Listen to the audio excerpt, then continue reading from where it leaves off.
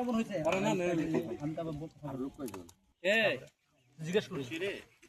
কি খাইতেছেন? এই তো ভাই ইফতারি করতেছি। আসলে খাবারটা খুব সুস্বাদু হয়েছে। মানে কি বলবো, খুব সুন্দর খাবার।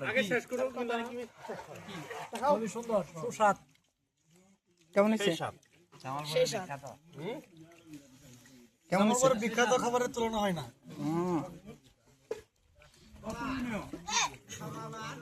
খামো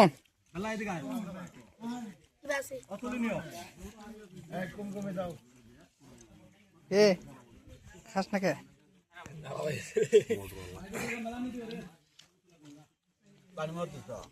দিছি সকালে আমার দিয়েছেন